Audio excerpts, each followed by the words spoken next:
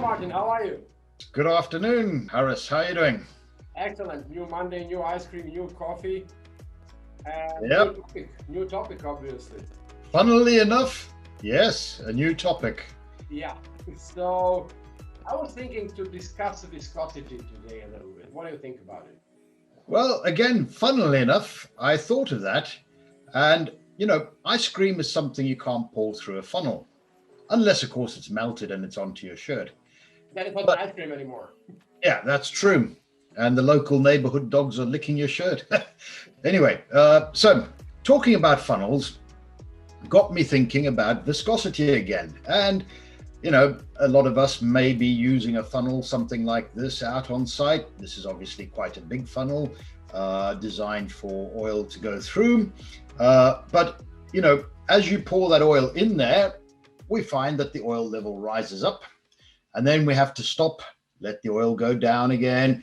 But what we're physically watching at that point is the essence of kinematic viscosity, because by definition, kinematic viscosity is a measure of the oil's resistance to flow and shear with respect to the forces of gravity.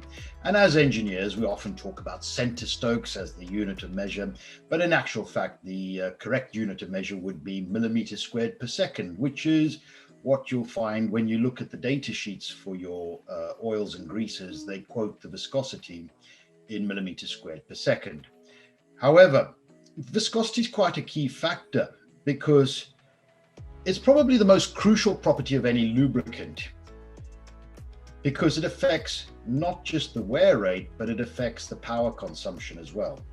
And if we have the wrong grade or the wrong viscosity of oil, if that viscosity is too low, it's unable to provide the film strength to support the load, and we're going to end up with metal to metal contact, which of course means then increased wear rate.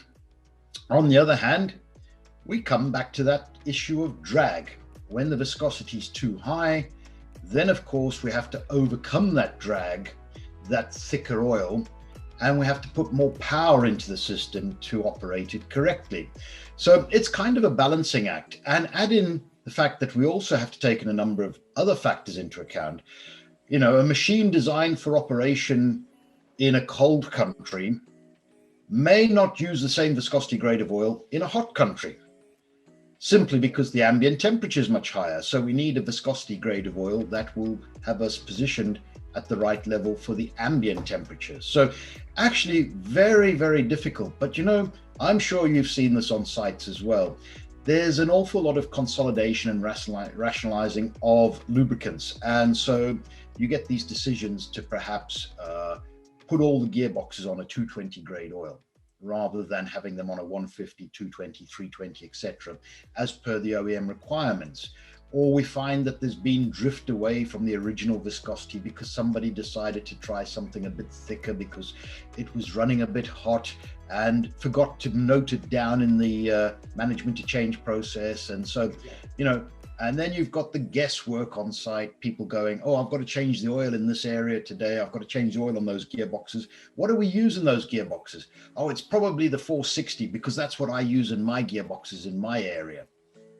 Yeah, this is something that we mention very often. It's a friend told me, a logic in lubrication, because there's a guy who's doing it quite well. So he'll just give me an advice. And again, it doesn't really work because it's such a fine balanced job that if you miss it by a little, the consequences will be huge as usual. Yeah.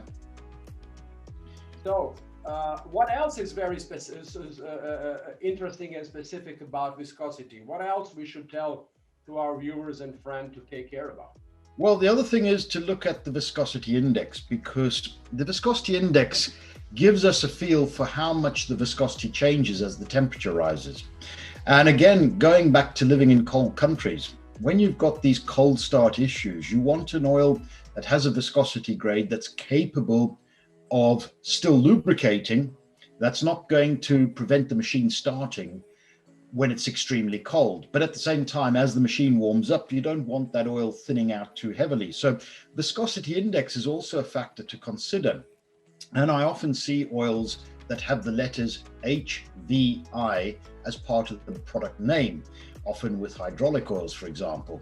And what that will typically mean is high viscosity index.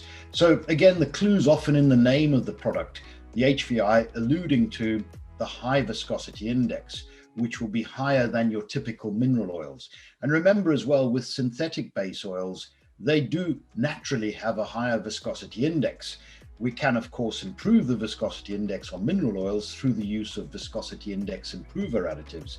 And that was very common in automotive oils with the mineral base oils some time ago. But of course, nowadays, most of the manufacturers are calling for fully synthetic base oils, and they naturally have that higher viscosity index. But, you know, your passenger car is a classic example of starting up on a cold morning and then the engine getting up to temperature and having to have the right viscosity index as well as the right viscosity grade. Yeah, I've seen such cases, and that was really marvelous how easy it's to make mistake. That when the machine is stopped is -37, and then it takes 45 minutes to get on the working temperature, and it starts and stops several times a day. But I had the pleasure to see also the completely other way around in the very hot areas, especially in the cooling towers. When the gearbox is not operating, the ambient temperature is extremely high. So it's basically colder when it's working. So it's the other way around. So we definitely need to pay a very, very big attention to that. Yeah. Sure. Well, thank you for this discussion. It was very, very insightful, and very happy we discussed this. Shall we meet next Monday? It sounds like a plan again, Stan. Actually, you got yourself a date. See you on Monday. Best offer I've had. Yeah. Bye-bye. Bye.